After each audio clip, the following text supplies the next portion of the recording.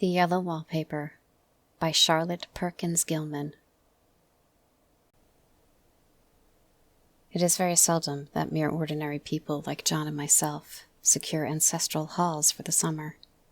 A colonial mansion, a hereditary estate, I would say a haunted house, and reach the height of romantic felicity. But that would be asking too much of fate. Still, I will proudly declare that there is something queer about it. Else why should it be let out so cheaply? And why have stood so long untenanted? John laughs at me, of course, but one expects that in marriage. John is practical in the extreme. He has no patience with faith, an intense horror of superstition, and he scoffs openly at any talk of things not to be felt and seen and put down in figures. John is a physician, and perhaps, I would not say it to a living soul, of course, but this is dead paper and a great relief to my mind. Perhaps that is one reason I do not get well faster. You see, he does not believe I am sick. And what can one do? If a physician of high standing and one's own husband assures friends and relatives that there is really nothing the matter with one but temporary nervous depression, a slight hysterical tendency, what is one to do? My brother is also a physician, and also of high standing, and he says the same thing. So I take phosphates, or phosphites, whichever it is, and tonics and journeys and air and exercise, and am absolutely forbidden to work until I am well again. Personally, I disagree with their ideas. Personally, I believe that congenial work with excitement and change would do me good. But what is one to do?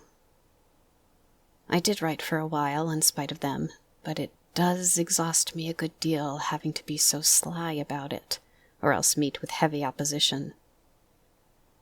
I sometimes fancy that in my condition, if I had less opposition and more society and stimulus, but John says the very worst thing I can do is to think about my condition, and I confess it always makes me feel bad. So I will let it alone and talk about the house. The most beautiful place.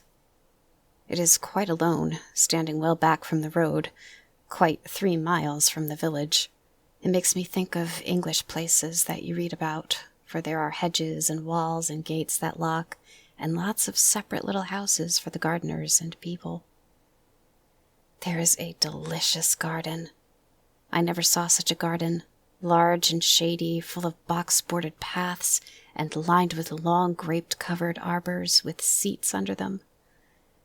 There were greenhouses, too, but they are all broken now. There was some legal trouble, I believe, something about the heirs and co-heirs. Anyhow, the place has been empty for years. That spoils my ghostliness, I am afraid, but I don't care. There is something strange about the house. I can feel it. I even said so to John one moonlit night. But he said what I felt was draught, and shut the window. I get unreasonably angry with John sometimes. I'm sure I never used to be so sensitive.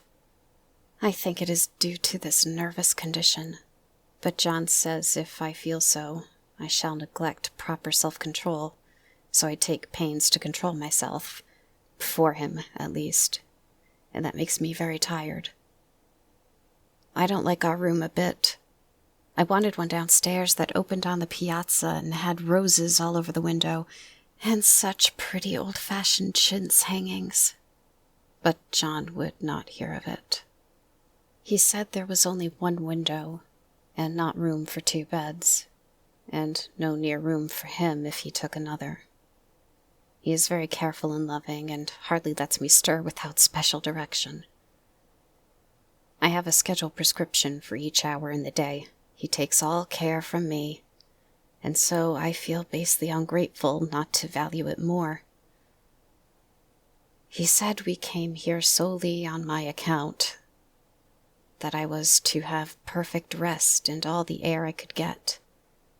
Your exercise depends on your strength, my dear, he said, and your food somewhat on your appetite, but air you can absorb all the time. So we took the nursery at the top of the house. It is a big, airy room, the whole floor nearly, with windows that look all ways and air and sunshine galore. It was nursery first, and then playroom and gymnasium, I should judge, for the windows are barred for little children, and there are rings and things in the walls. The paint and paper look as if a boys' school had used it. It is stripped off, the paper, in great patches all around the head of my bed, about as far as I can reach, and in a great place on the other side of the room, low down. I never saw worse paper in my life.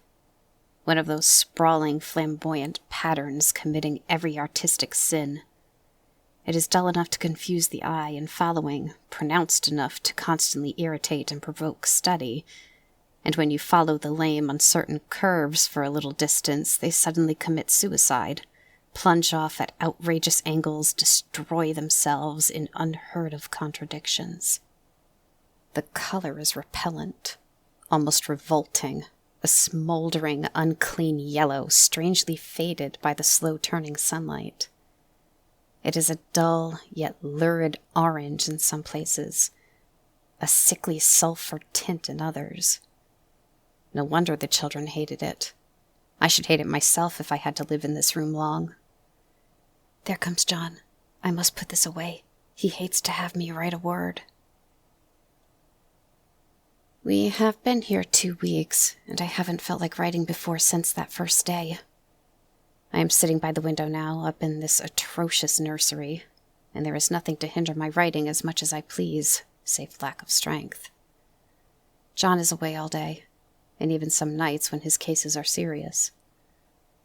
I am glad my case is not serious. But these nervous troubles are dreadfully depressing.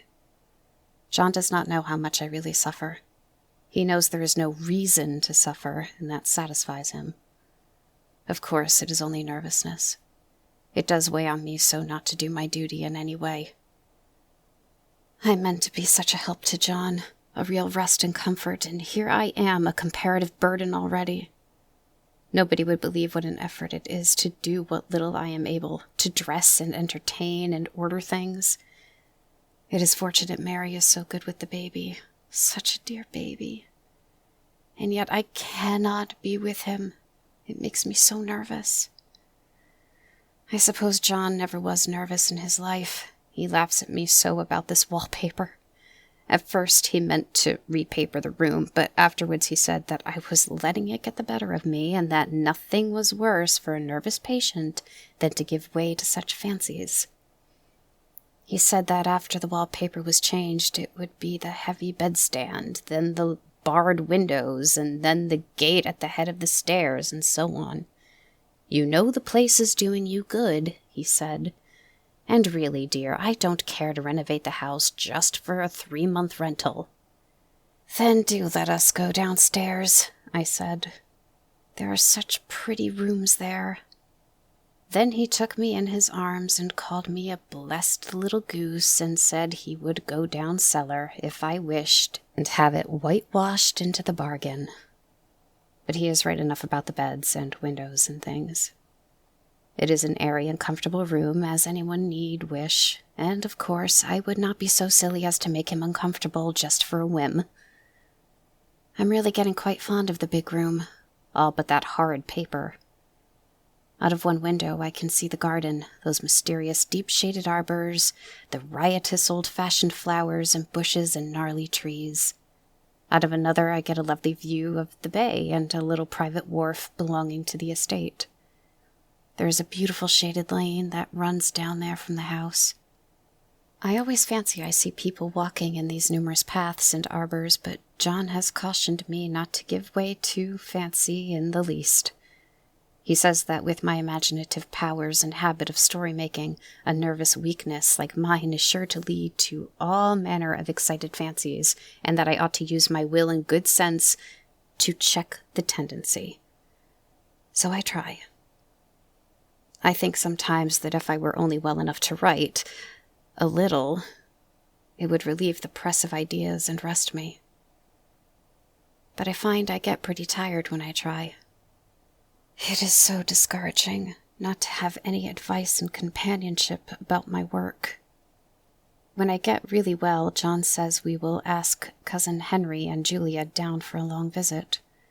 But he says he would as soon put fireworks in my pillowcase as to let me have those stimulating people about now. I wish I could get well faster. But I must not think about that. This paper looks to me as if it knew what a vicious influence it had.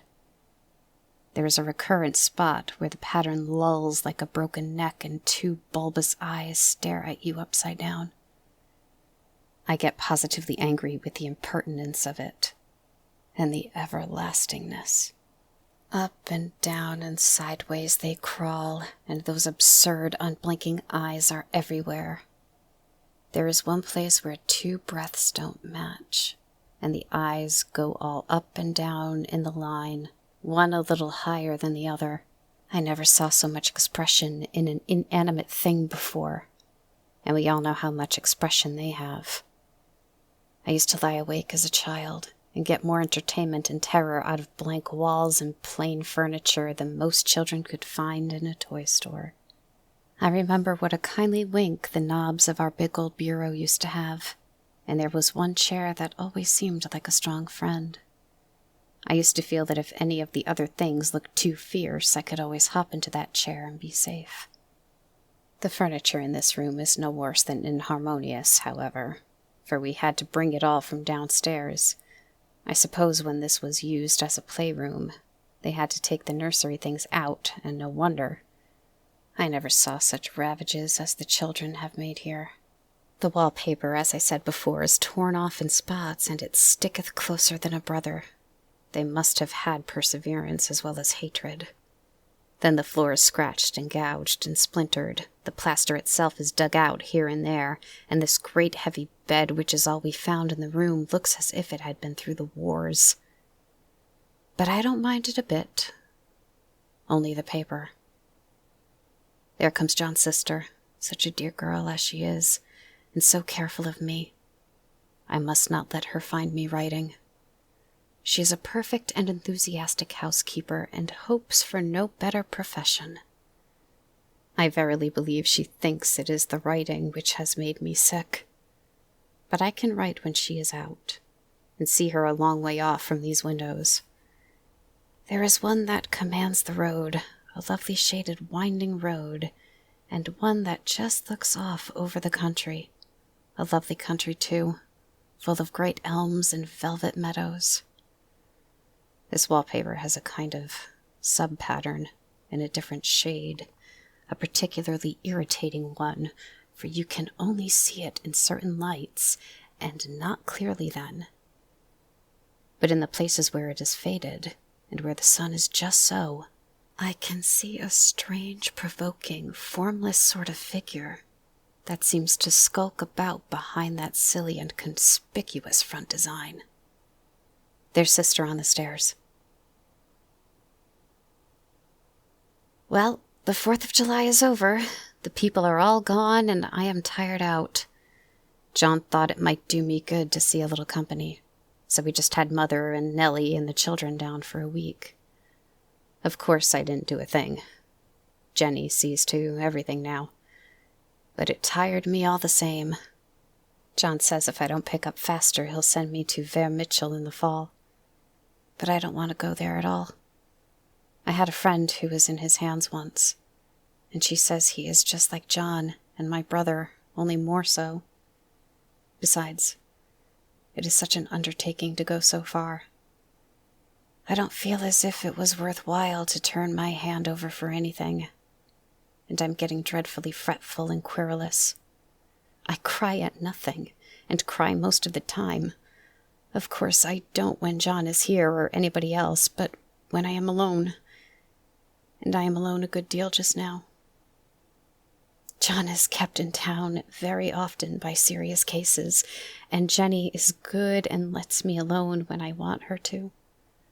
So I walk a little in the garden or down that lovely lane, sit on the porch under the roses, and lie down up here a good deal. I'm getting really fond of the room in spite of the wallpaper. Perhaps because of the wallpaper. It dwells in my mind so. I lie here on this great, immovable bed, it is nailed down, I believe, and follow that pattern by the hour. It is as good as gymnastics, I assure you. I start, we'll say, at the bottom down in the corner, over there, where it has not been touched, and I determine for the 1000th time that I will follow that pointless pattern to some sort of conclusion. I know a little of the principle of design, and I know this thing was not arranged on any laws of radiation or alteration or repetition or symmetry or anything else that I ever heard of. It is repeated, of course, by the breaths, but not otherwise. Looked at in one way, each breath stands alone, the bloated curves and flourishes, a kind of debased Romanesque with delirium tremens, go waddling up and down in isolated columns of fatuity. But on the other hand, they connect diagonally, and the sprawling outlines run off in great slanting waves of optic horror, like a lot of wallowing seaweeds in full chase. The whole thing goes horizontally, too, at least it seems so, and I exhaust myself in trying to distinguish the order of its going in that direction. They have used a horizontal breath for a frieze, and that adds wonderfully to the confusion. There is one end of the room where it is almost intact, and there, when the cross-lights fade and the low sun shines directly upon it, I can almost fancy radiation after all. The interminable, grotesque seem to form around a common center and rush off in headlong plunges of equal distraction. It makes me tired to follow it. I will take a nap, I guess. I don't know why I should write this. I don't want to. I don't feel able, and I know John would think it absurd, but I must say what I feel and think in some way. It is such a relief. But the effort is getting to be greater than the relief. Half of the time now I am awfully lazy and lie down ever so much. John says I mustn't lose my strength and has me take cod liver oil and lots of tonics and things, to say nothing of ale and wine and rare meat. Dear John, he loves me very dearly and hates to have me sick. I tried to have a real, earnest, reasonable talk with him the other day and tell him how I wish he would let me go and make a visit to Cousin Henry and Julia. But he said I wasn't able to go, nor able to stand it after I got there, and I did not make out a very good case for myself, for I was crying before I had finished. It is getting to be a great effort for me to think straight, just this nervous weakness, I suppose. And dear John gathered me up in his arms and just carried me upstairs and laid me on the bed, and sat by me and read to me till it tired my head. He said I was his darling, and his comfort, and all he had, and that I must take care of myself for his sake, and keep well. He says no one but myself can help me out of it, that I must use my will and self-control and not let any silly fancies run away with me. There's one comfort. The baby is well and happy, and does not have to occupy this nursery with the horrid wallpaper.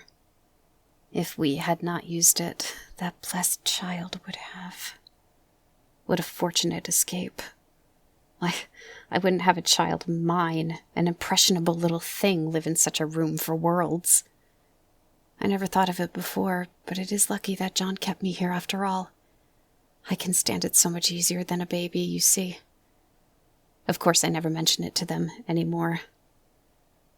I am too wise. But I keep watch of it all the same.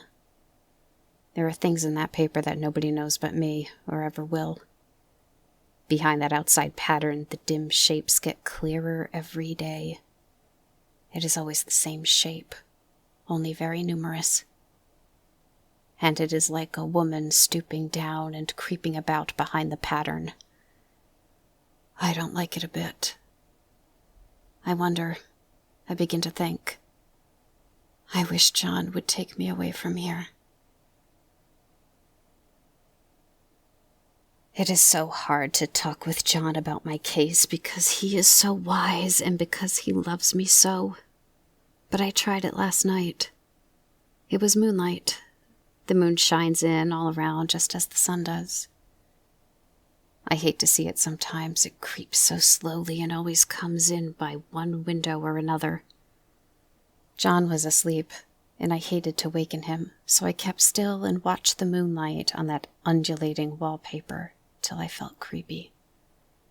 The faint figure behind seemed to shake the pattern just as if she wanted to get out. I got up softly and went to feel and see if the paper did move, and when I came back, John was awake. "What is it, little girl?" he said. "Don't go walking about like that. You'll get cold." I thought it was a good time to talk, so I told him that I really was not gaining here, and that I wished he would take me away. "Why, darling?" he said. "Our lease will be up in 3 weeks, and I can't see how to leave before. The repairs aren't done at home, and I cannot possibly leave town just now. Of course, if you were in any danger, I could and would, but you really are better, dear, whether you can see it or not. I am a doctor, dear, and I know. You are gaining flesh and color, your appetite is better, and I feel really much easier about you." "I don't weigh a bit more," said I, "nor as much. My appetite may be better in the evening when you are here, but it is worse in the morning when you are away." "Bless your little heart," said he with a big hug. "She shall be as sick as she pleases. But now let's improve the shining hours by going to sleep and talk about it in the morning." "And you won't go away?" I asked gloomily. "Oh, how can I, dear? It is only 3 weeks more, and then we will take a nice little trip for a few days while Jenny is getting the house ready. Really, dear, you are better." "Better in body, perhaps," I began, and stopped short, for he sat up straight and looked at me with such a stern, reproachable look that I could not say another word. "My darling," he said, "I beg of you, for my sake and for our child's sake, as well as for your own, that you will never for one instant let that idea enter your mind. There is nothing so dangerous, so fascinating to a temperament like yours. It is a false and foolish fancy. Can you not trust me as a physician when I tell you so?" So, of course, I said no more on that score, and we went to sleep before long. He thought I was asleep first, but I wasn't, and lay there for hours trying to decide whether that front pattern and the back pattern really did move together or separately.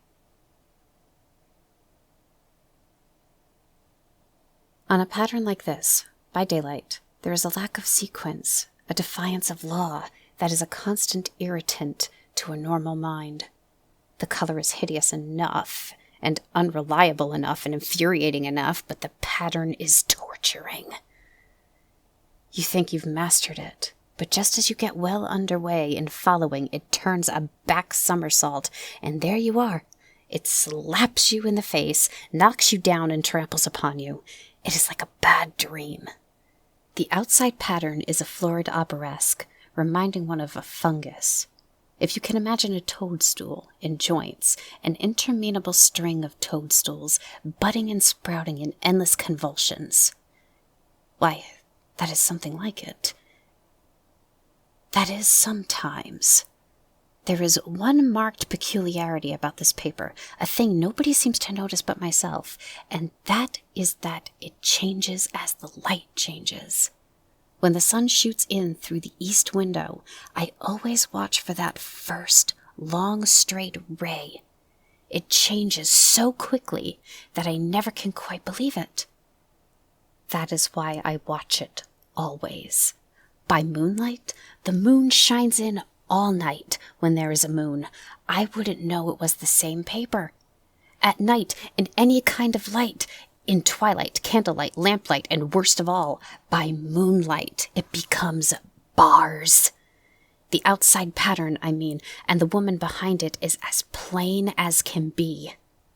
I didn't realize it for a long time, what the thing was that showed behind that dim sub-pattern, but now I am quite sure it is a woman.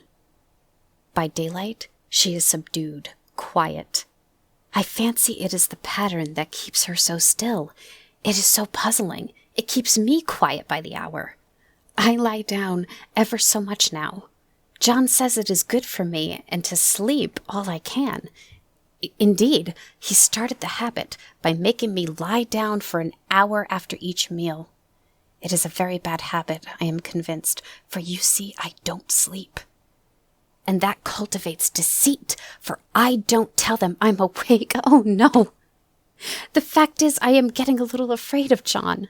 He seems very queer sometimes, and even Jenny has an inexplicable look. It strikes me occasionally, just as a scientific hypothesis, that perhaps it is the paper. I have watched John when he did not know I was looking, and come into the room suddenly on the most innocent excuses, and I've caught him several times looking at the paper. And Jenny, too. I caught Jenny with her hand on it once.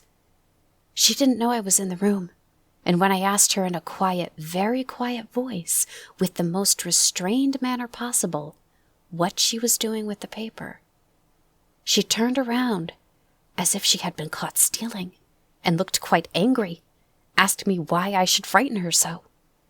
Then she said that the paper stained everything it touched, that she had found yellow smooches on all my clothes and John's, and she wished we would be more careful. Did not that sound innocent? But I know she was studying that pattern, and I am determined that nobody shall find it out but myself. Life is very much more exciting now than it used to be. You see, I have something more to expect, to look forward to watch. I really do eat better, and am more quiet than I was. John is so pleased to see me improve. He laughed a little the other day and said I seemed to be flourishing in spite of my wallpaper. I turned it off with a laugh. I had no intention of telling him it was because of the wallpaper. He would make fun of me. He might even want to take me away. I don't want to leave now until I have found it. There is a week more, and I think that will be enough. I'm feeling ever so much better. I don't sleep much at night, for it is so interesting to watch the developments, but I sleep a good deal in the daytime. In the daytime it is so tiresome and perplexing. There are always new shoots on the fungus, and new shades of yellow all over it. I cannot keep count of them, though I have tried conscientiously. It is the strangest yellow, that wallpaper. It makes me think of all the yellow things I ever saw. Not beautiful ones like buttercups, but old, foul, bad yellow things. But there is something else about that paper. The smell. I noticed it the moment we came into the room, but with so much air and sun it was not bad. Now we have had a week of fog and rain, and whether the windows are open or not, the smell is here. It creeps all over the house. I find it hovering in the dining room, skulking in the parlor, hiding in the hall, lying in wait for me on the stairs. It gets into my hair. Even when I go to ride, if I turn my head suddenly and surprise it, there is the smell. Such a peculiar odor, too. I have spent hours in trying to analyze it, to find what it smelled like. It is not bad, at first, and very gentle, but quite the subtlest, most enduring odor I ever met. In this damp weather, it is awful. I wake up in the night and find it hanging over me. It used to disturb me at first. I thought seriously of burning the house to reach the smell. But now I am used to it. The only thing I can think of it is like is the color of the paper, a yellow smell. There is a very funny mark on this wall, low down near the mopboard, a streak that runs around the room. It goes behind every piece of furniture except the bed, a long, straight, even smoosh, as if it had been rubbed over and over. I wonder how it was done, and who did it, and what they did it for. Round and round and round, round and round and round.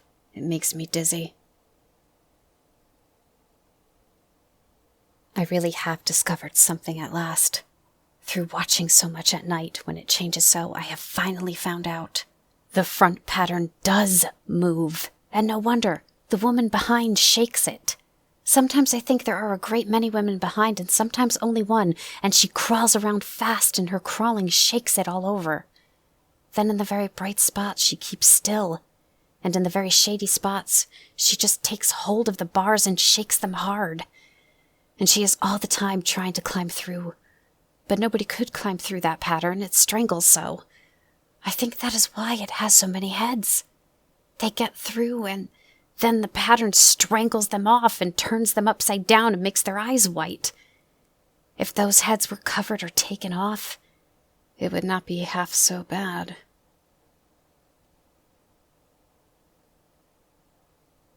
I think that woman gets out in the daytime, and I'll tell you why, privately. I've seen her. I can see her out of every one of my windows. It is the same woman, I know, for she is always creeping, and most women do not creep by daylight.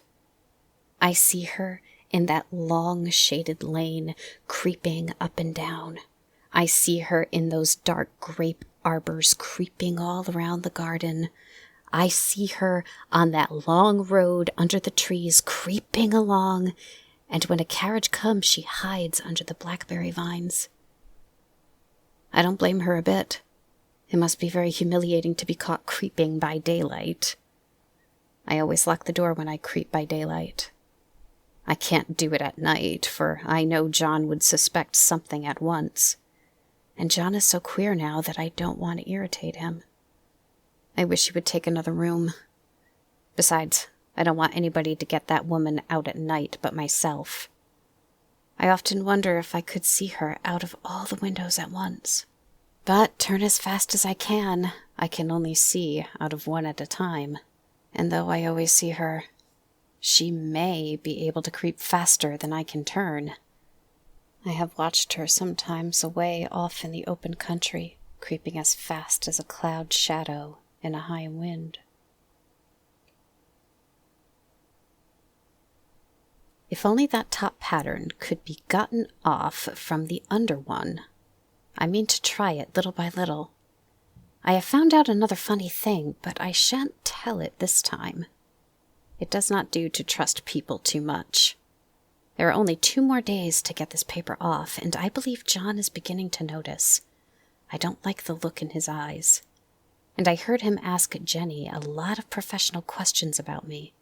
She had a very good report to give. She said I slept a good deal in the daytime. John knows I don't sleep very well at night, for all I'm so quiet. He asked me all sorts of questions too, and pretended to be very loving and kind, as if I couldn't see through him. Still, I don't wonder he acts so, sleeping under the paper for 3 months. It only interests me, but I feel sure John and Jenny are secretly affected by it. Hurrah! This is the last day, but it is enough. John to stay in town overnight and won't be out until this evening. Jenny wanted to sleep with me, the sly thing, but I told her I should undoubtedly rest better for a night all alone. That was clever, for really I wasn't alone a bit. As soon as it was moonlight and that poor thing began to crawl and shake the pattern, I got up and ran to help her. I pulled, she shook, I shook, and she pulled, and before morning we had peeled off yards of that paper. A strip about as high as my head and half around the room, and then when the sun came and that awful pattern began to laugh at me, I declared I would finish it today. We go away tomorrow, and they are moving all my furniture down again to leave things as they were before. Jenny looked at the wall in amazement, but I told her merrily that I did it out of pure spite at the vicious thing. She laughed and said she wouldn't mind doing it herself, but I must not get tired. How she betrayed herself that time. But I am here, and no person touches this paper but me. Not alive. She tried to get me out of the room. It was too patent. But I said it was so quiet and empty and clean now that I believed I would lie down again and sleep all I could, and not to wake me even for dinner. I would call when I woke. So now she is gone, and the servants are gone, and the things are gone, and there is nothing left but that great bedstead nailed down with the canvas mattress we found on it. We shall sleep downstairs tonight, and take the boat home tomorrow. I quite enjoy the room now. It is bare again. How those children did tear about here. This bedstead is fairly gnawed. But I must get to work. I have locked the door and thrown the key down into the front path. I don't want to go out, and I don't want to have anybody come in till John comes. I want to astonish him. I've got a rope up here that even Jenny did not find. If that woman does get out and tries to get away, I can tie her. But I forgot I could not reach far without anything to stand on. This bed will not move. I tried to lift and push it until I was lame, and then I got so angry I bit off a little piece at one corner, but it hurt my teeth. Then I peeled off all the paper I could reach, standing on the floor. It sticks horribly, and the pattern just enjoys it. All those strangled heads and bulbous eyes and rattling fungus growths just shriek with derision. I am getting angry enough to do something desperate. To jump out of the window would be admirable exercise, but the bars are too strong even to try. Besides, I wouldn't do it. Of course not. I know well enough that a step like that is improper and might be misconstrued. I don't like to look out of the windows even. There are so many of those creeping women, and they creep so fast. I wonder if they all come out of that wallpaper as I did. But I am securely fastened now by my well-hidden rope. You don't get me out in the road there. I suppose I shall have to get back behind the pattern when it comes night, and that is hard. It is so pleasant to be out in this great room and to creep around as I please. I don't want to go outside. I won't, even if Jenny asks me to. For outside you have to creep on the ground and everything is green instead of yellow. But here I can creep smoothly on the floor, and my shoulder just fits in that long smoosh around the wall, so I cannot lose my way. Why, there's John at the door. It is no use, young man. You can't open it. How he does call and pound. Now he is crying for an axe. It would be a shame to break down that beautiful door. John, dear, said I in the gentlest voice, the key is down by the front steps under a plantain leaf. That silenced him for a few moments. Then he said very quietly indeed, Open the door, my darling. I can't, said I. The key is down by the front door under a plantain leaf. And then I said it again, several times, very gently and slowly, and said it so often that he had to go and see, and he got it, of course, and came in. He stopped short by the door. What is the matter? He cried. For God's sake, what are you doing? I kept on creeping just the same, but I looked at him over my shoulder. I've got out at last, said I, in spite of you and Jane. And I've pulled off most of the paper, so you can't put me back. Now why should that man have fainted? But he did, and right across my path by the wall, so that I had to creep over him every time.